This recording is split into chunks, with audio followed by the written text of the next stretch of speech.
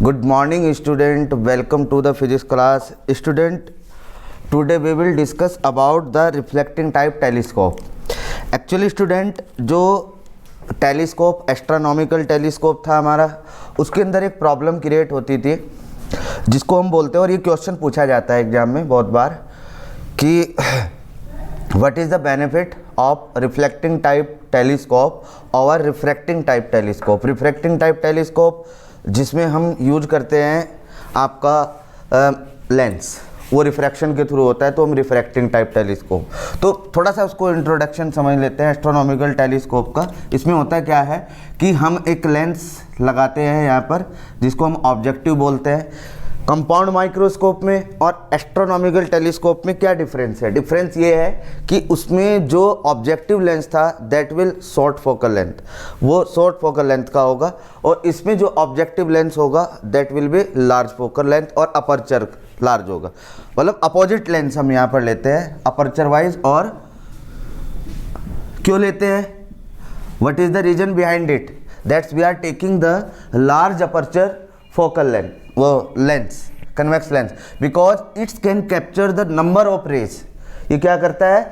Number of rays को capture कर लेता है, और यहाँ से ये हमारी रेज आ रही है, कोई ऑब्जेक्ट है सो फार डिस्टेंस पे, बहुत दूर डिस्टेंस पे है, तो बहुत सारी रेज को ये ऐसे करता है कनेक्ट, और आके इमेज यहाँ पर शो करेगा, राइट। और जहाँ पर इमेज बनाएगा इसके लिए वो ऑब्जेक्ट का काम करेगी, और ये उसको दो तरीके से हम देख सकते हैं, या तो इन्फिनिटी पर देखेंगे, एटलीस्ट डिस्टेंस डिस्ट्रीब्यूशन पर देखेंगे।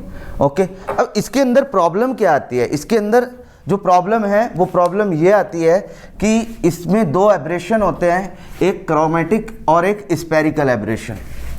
क्रोमेटिक एब्रेशन क्या होता है? यही क्वेश्चन आपसे एग्जाम में पूछा जाता है। एस्ट्रोनॉमिकल टेलीस्कोप, कंपाउंड, ये सब आप रट के चले जाते हो, कोई प्रॉब्लम नहीं, ये कर लेते हो। बट क्वेश्चन क्या पूछा गया हमसे? क्रोमेटिक एब्रेशन और स्फेरिकल एब्रेशन। इंपॉर्टेंट क्वेश्चन है ये।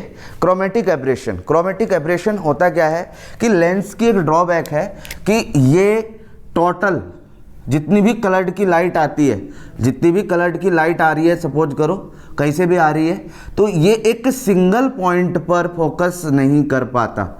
एक पॉइंट पर सारी कलर की लाइट को एक पॉइंट सिंगल फोकस नहीं बना पाता। This is known as chromatic aberration. Spherical aberration की ब्लड इमेज बनाता है। कैसी इमेज बनाता है? ब्लड, धुंधली इमेज जिसको हम कहते हैं। जब हम जूम वगैरह पे क्लास लेते हैं तो वहाँ पर भी ऐसा ही होता है। Sometimes it behave like a parabolic और it behave like a lens, मतलब पैराबोलिक लेंस। ओके, तो इसके लिए इसकी ड्रॉबैक है ये। इस ड्रॉबैक को ओवरकम करने के लिए हमने क्या किया? रिफ्लेक्टिंग टाइप टेलीस्कोप बनाया। और रिफ्लेक्टिंग टाइप टेलीस्कोप में हम क्या बनाते हैं? रिफ्लेक्टिंग टाइप टेलीस्कोप में हम लोग किस तरीके से इसको सही करते हैं? तो रिफ्लेक्टिंग टाइप टेलीस्कोप में दो मेथड है। एक है हमारा न्यूटोनियन और दूसरा है हमारा कैसेग्रेन। न्यूटोनियन में भी एक प्रॉब्लम आई, वो क्या प्रॉब्लम आई वो डिस्कस करेंगे हम अभी। अब हमने यहाँ पर न्यूटोनियन की बात करते हैं, सिर्फ डायग्राम वाइज हम इनको समझेंगे। Newtonian reflecting type telescope, Newtonian reflecting type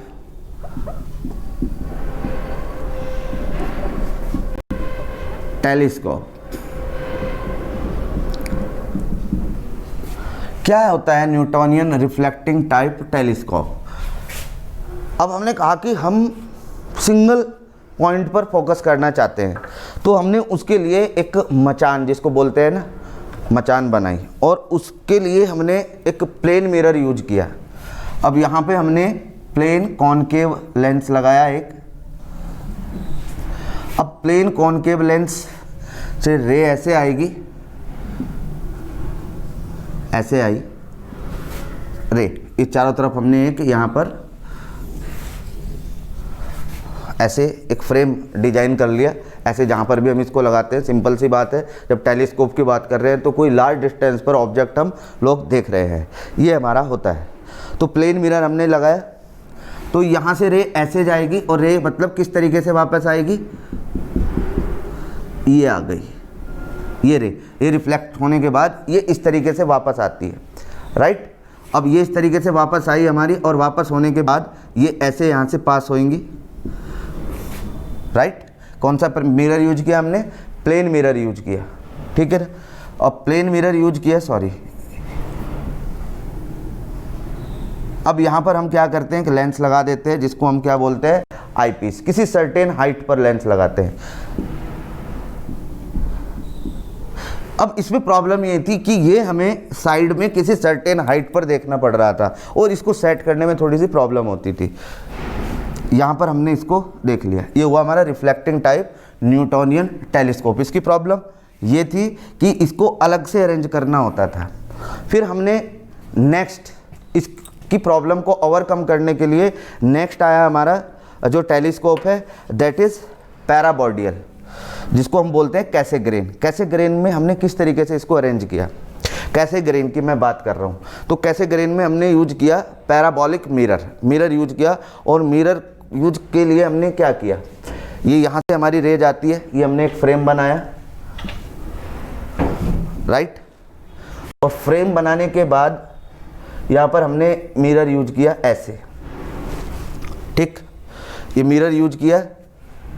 अब यहाँ से रे आती है हमारी, ऐसे बहुत सारी रे आती है, रे आ रही है हमारी, तो इसके लिए हमने यहाँ पर ये मिरर यूज किया एक और। अब इस मिरर से रिफ्लेक्ट होते ही यहाँ से ऐसे रिफ्लेक्शन, तो ये मिरर ये वाला है हमारा, रिफ्लेक्शन होगा, और रिफ्लेक्शन होते ही ये जैसे रिफ्लेक्शन हुआ, तो रिफ्लेक्शन होते ही अब हम रे को बिल्कुल जस्ट इसके पीछे यहाँ पर हमने एक आई पीस लगा दिया, और इस मिरर में हमने थोड़ा सा होल किया, इस होल से ऐसे रे जाएगी और बिकम पैरेलल, ये हमें दिखाई देगी, दिस इज आई पीस। कैसे किया हमने इसको? इन्फिनिटी से रे आ रही है, कहीं से लॉन्ग डिस्टेंस से रे आ रही है, तो इसके लिए हमने एक ये मिरर लगाया, जिसको हम पैराबोलिक मिरर भी बोलते हैं। और इससे क्या होता है, हमारा शार्प इमेज बनती है। क्या क्या किस किस ड्रॉबैक को कवर करता है? एक तो क्रोमेटिक और एक क्रोमेटिक एब्रेशन, और दूसरा स्पेरिकल एब्रेशन को ये रिमूव करता है। Light weight, easy to handle, जो लाइट है वो ईजी टू हैंडल हो जाती है, और हमारा जो अपर्चर है इसमें बहुत लार्ज अपर्चर हम यूज करते हैं, ये इसकी प्रॉपर्टीज़ हैं। तो स्टूडेंट कुछ इसके इम्पोर्टेंट रूल पढ़ लेते हैं। जैसे क्या रूल पढ़ने हमको, जैसे हमने कहा कि भाई इसकी एडवांटेज बताइए, तो पहली एडवांटेज क्या होगी कि कॉनकेव मिरर जो होता है वो हम लार्ज अपर्चर का रखते हैं, हमारे लिए ईजी होता है बनाना वो। अब लार्ज अपर्चर होने की वजह से नंबर ऑफ रेज उस पर इंसिडेंट होती है, और इंसिडेंट होने पर सिंगल फोकस क्रिएट हो जाता है। दूसरा, due to large aperture high resolving power बन जाती है, उसकी रिजोल्विंग पावर हाई होती है। रिजोल्यूशन या रिजोल्विंग पावर इस बार डिलीट हो गया है सिलेबस से, तो हाई रिजोल्विंग पावर होगी हमारी। फिर उसके बाद जो ऑब्जेक्टिव मिरर जो होता है वो क्रोमेटिक एब्रेशन को रिमूव करता है, थर्ड नंबर बता रहा हूँ मैं।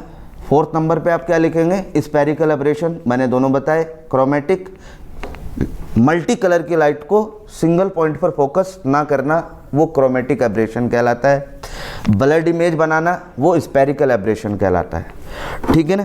तो all these type of aberration can be removed by this type of reflecting type telescope. Okay student, अब आगे जो है कुछ इसके इंपॉर्टेंट क्वेश्चन कर लेते हैं। जैसे जो क्वेश्चन पूछे जाते हैं एग्जाम्स के अंदर, कंसेप्चुअल क्वेश्चन पूछे जाते हैं आप लोगों से, तो वो कंसेप्चुअल क्वेश्चन हम यूज कर लेते हैं, ठीक है ना। एक क्वेश्चन मैं यहाँ पर आपसे बात करता हूँ कि focal length of equi convex lens is equal to the radius of curvature of either face. What is the refractive index of lens material? Lens material का रिफ्रैक्टिव इंडेक्स क्या होगा? यहाँ पर हम क्या यूज कर सकते हैं? यहाँ पर हम यूज कर सकते, ये था हमारा कैसेग्रेन, ये था हमारा न्यूटोनियन। उन्होंने कहा कि इक्वी कॉन्वेक्स लेंस, इसका मतलब रेडियस ऑफ कर्वेचर सेम है, अगर इक्वी कॉन्वेक्स है तो R1 is equal to plus R और R2 is equal to minus R। Okay, R1 is equal to plus R, R2 is equal to minus R। अब यहाँ पर हम क्या लेते हैं? R1 प्लस R हो गया। और दूसरा पूरा क्वेश्चन पढ़ लेता हूँ मैं। The focal length of an equi convex equal to the radius of curvature. Radius of curvature के इक्वल हमारी फोकल लेंथ है, यानी कि F इज इक्वल टू भी R है। ये क्वेश्चन है हमारा, F इज इक्वल टू भी क्या है हमारा? R है। तो रखिए value R is equal to 1/R is equal to, यानी कि lens maker formula mu minus one, 1/r plus -1/r2 होता है तो it will become plus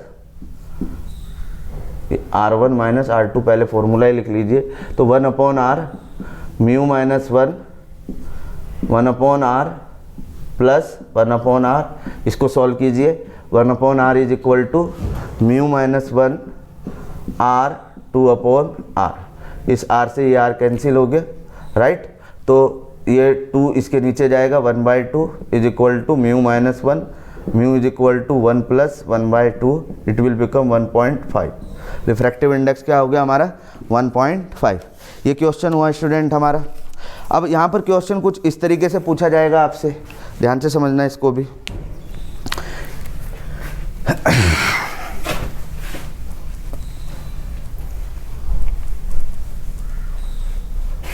next question होगा आपका कि हमारे पास एक ए बी लेंस है, ये वाला, ये लेंस है, मटेरियल है, एक रे ऐसे आ रही है, ये प्रिंसिपल एक्सिस है, इसको जाना तो ऐसे है but it will converge, sorry उल्टा बना दिया मैंने, ये ए बी मटेरियल है एक, अगर ए बी मटेरियल है, ये रे आ रही है ऐसे और ये रे यहाँ पर आनी चाहिए, बट ये कहाँ जा रही है, इससे दूर जाकर मिल रही है। अब वो पूछेगा आपसे कि बताइए इस लेंस का नेचर क्या है, ये मटेरियल जो है क्या, कौन सा लेंस है, तो आंसर है कॉनकेव, क्योंकि इसको करना चाहिए था यहाँ पर इसको converge, but it will diverge, ये क्या कर रहा है, इसको फैला रहा है, डाइवर्ज कर रहा है, so this lens is concave lens. ऐसे क्वेश्चन आपसे पूछे जाते हैं, कॉनकेव लेंस। नेक्स्ट क्वेश्चन आपसे क्या पूछा जाएगा कि एक टैंक है वाटर का, उस टैंक के अंदर आपने कॉनकेव लेंस बना रख दिया, अब जहाँ पर वो रखा है, अब ये जो सरफेस है ये किस तरीके की सरफेस बन गई, ये देखिए। अब यहाँ से जो रिफ्रैक्शन होगा वो किस टाइप से होगा, या फिर इसके ऊपर जो सरफेस बन गई वो किस तरीके से बन गई, ये ऐसे सरफेस बन गई। तो अब ये कन्वर्ज करेगा या डाइवर्ज, आंसर है डाइवर्ज करेगा।